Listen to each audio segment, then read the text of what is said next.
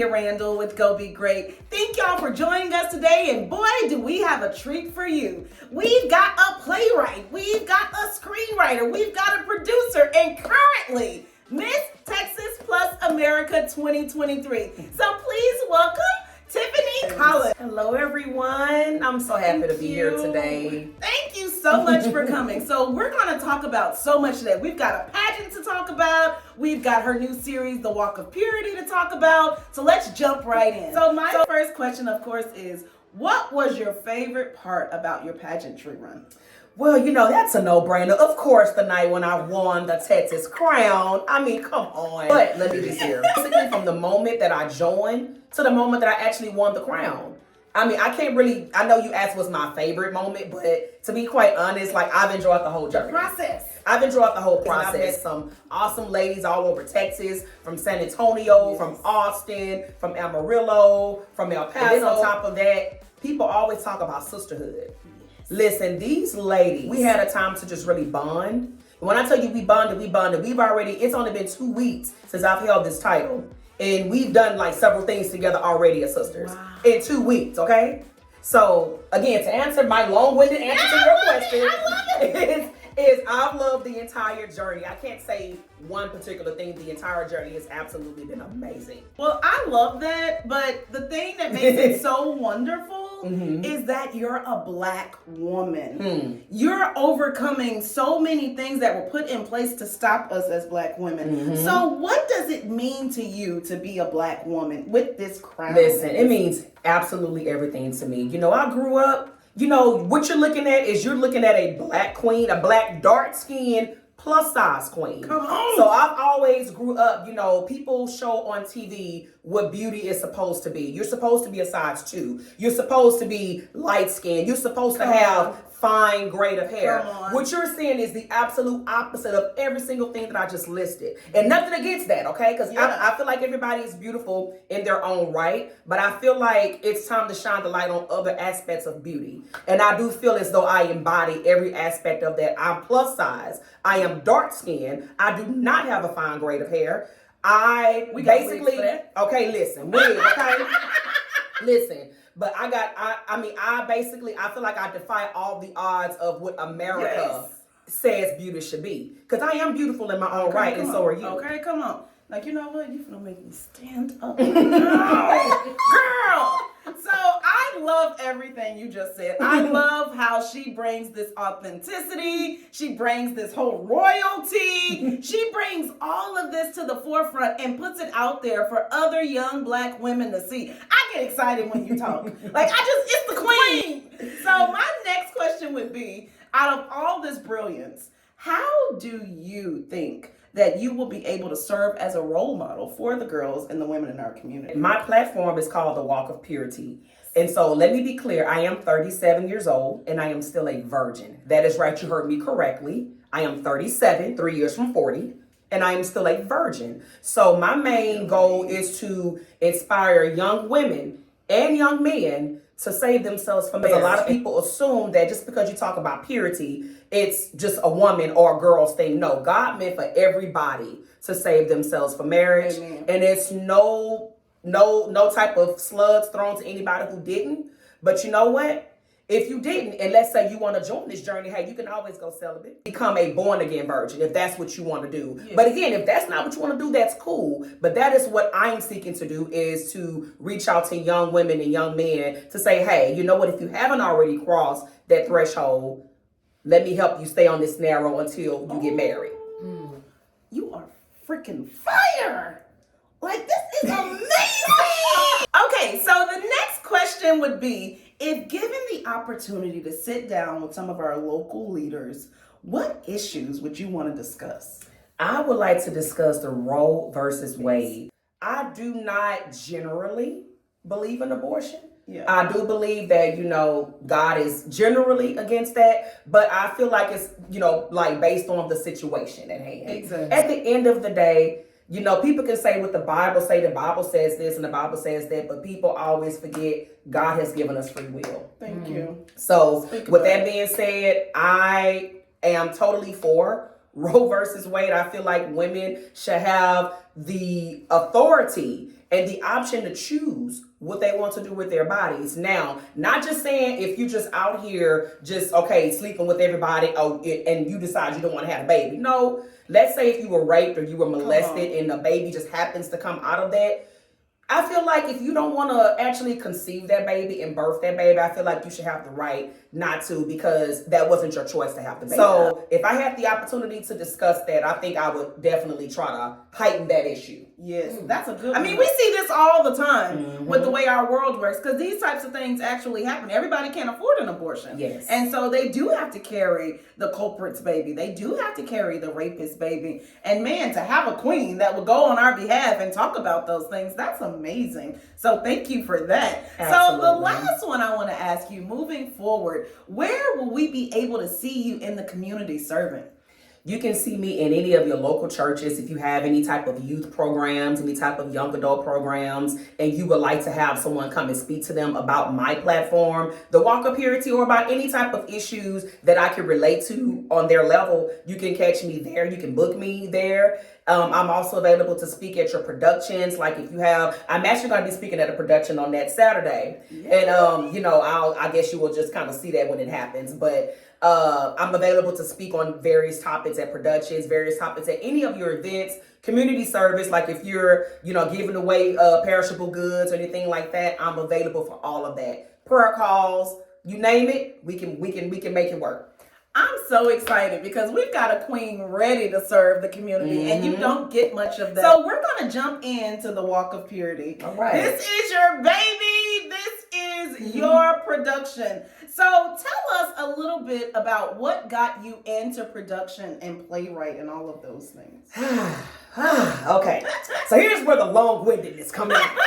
All right. So actually, I have known that I would like to act since probably about 2004. I was 18 years old. I had just graduated high school, and I did my very first play in a summer program that I was attending, Upward Bound. So I even told my mom, I was like, "Ooh, Mom, I think I want to act." And I had already got accepted to Prairie View.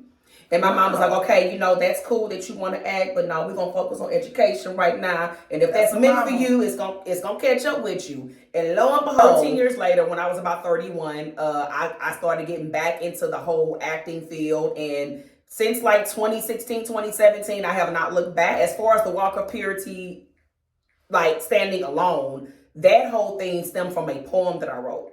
And it was called The Walk of Purity. When I wrote the poem, it was stemming from a place of hurt because I had fallen out with a friend, okay? Okay. I was trying to give advice to an older friend, basically telling her, that she could do better than what she was doing as far as the type of men that she was choosing. And this one particular situation, she was being proposed to a guy via Facebook, and the guy was behind bars. And so when she was talking to me about it, I said, "Well, you can do better than that. Come on." I said, "If this guy loves you, why can't he, if he's about to get out, why can't he wait till he gets out to propose to you?" I was like, "You can do better than that. He's going to tell you whatever he wants to tell you as long as he's behind bars." Come on. And so she got offended. Okay, instead of her taking my advice, knowing that, okay, anytime in the past, whatever we've talked has always been out of love, she took it as if I was hating on her. So she then goes to social media and blasts me. She puts this whole status up talking about, be careful what you tell your friends because, instead of them being happy for you, they're going to hate on you. What got me is the comments. Those comments that I read, it was just so heartbreaking because I didn't know any of these people. But one particular friend straight up said, "Girl, you can't listen to nobody who's still a virgin and ain't never had a man." And you know what? It ain't the fact that she didn't lie, because I am definitely still a virgin. So the friend didn't lie. The issue that I have with that is that I don't know her. Thank you. Okay? I didn't know this friend. And so fast forward, I wrote the poem called The Walk of Purity. And I guess you could call that as a form of a clapback. Come on. So I went live and everything. And I went live and I told my poem. I got a lot of, likes, comments, or whatever. Because you're going to catch the ghost when you hear it. Baby, listen, I went live with that thing. Everybody was, giving me, my accolades and all that other stuff. I didn't try to blast her. I just came live and I told my story. So the Walk of Purity play and the Walk of Purity film stemmed from that poem that I wrote. So the question everybody has, I'm sure, is what made you choose the purity pageant? Since I was about 15, I've always known that I wanted to save myself for marriage. That has always been like a strong conviction of mine. Like, no shade to my parents. I absolutely love my parents, but my parents are young. My mom will be 55 actually on Friday. My dad is only 56. Happy birthday, Mom! Yes. And so they had me very young. Having kids young, you kind of struggle a little bit. You're not as established as you want to be. Course. And, so I kind of like felt some of that. And so I've always said I want to be married. I want to be a little older so that I can have something to like really offer my kids and to, and again, obviously my parents did a wonderful job. Okay, so the Walk of Purity is basically a literary pilgrimage. It's about your life. Yes. So how did you go about choosing the characters that would match the energy of your family members? Listen, we had a casting call and I had them read the sides of the pieces that I provided. And basically, I just went on like whatever energy they gave each character. Some people read for different characters that I actually gave them because the energy that they gave me that of another character. Yes. So I had the casting call and bam. Wow. So how do you look at the poem that became the play that is now a series? How does that make you feel? Did you see this coming? Absolutely not. Let me tell you something. When I started writing this play back in 2020, I knew I wanted it to be a play. I didn't even know how I was going to get it off the ground. I didn't know how I was going to get the money to actually find a place to pay my cast, to pay my team. Because people love you, but they want to get paid for their time. Thank you. And so I'm like, Lord, I don't have money to pay these people, but you know what? But God. But God wrote it in 2020. 2020 is also when the pandemic hit. Yes. So I had a lot of time on my hand. I got chances to save me a lot of money because you wasn't really doing much. Mm-hmm. So I took that money that I had saved up and I put it into my production. Moves! Oh my God. Okay. Yes, I put that into my production because I kept thinking like, Lord, I don't have money. How am I gonna do this? Like, how am I gonna book a venue? How am I gonna do this? And something said, duh, like you're not doing nothing. Like you can't go nowhere. You're saving your money. Put that into your production.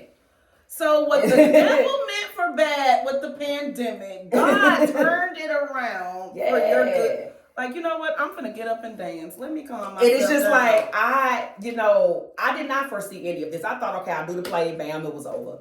And then I got an opportunity to do the play again. Because I did it the first time in July of last year, and I sold out both shows, by the way. Okay. Then I did it again. Watch her work.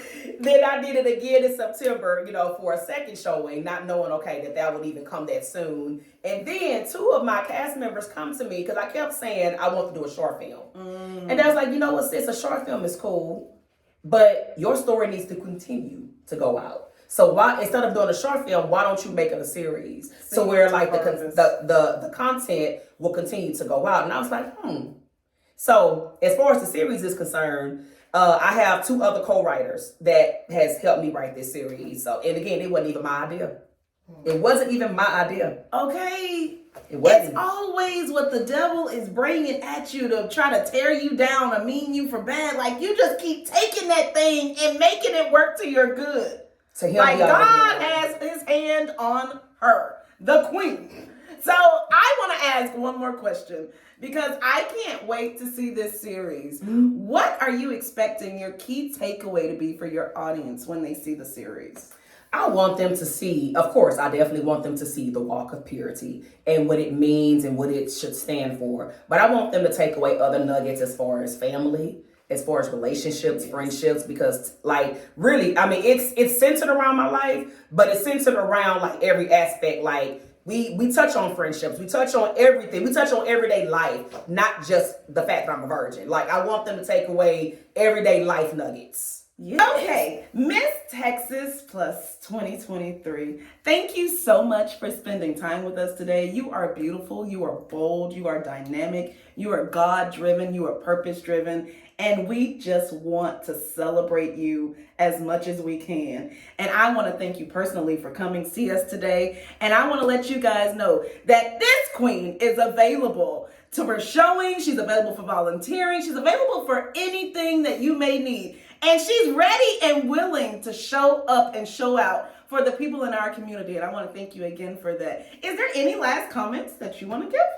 I just want to tell you, thank you so much for having me on your show today. It has been completely an honor. And once again, guys, I'm here to serve you. All right, guys. Like we always say here, when you're out there, go be great.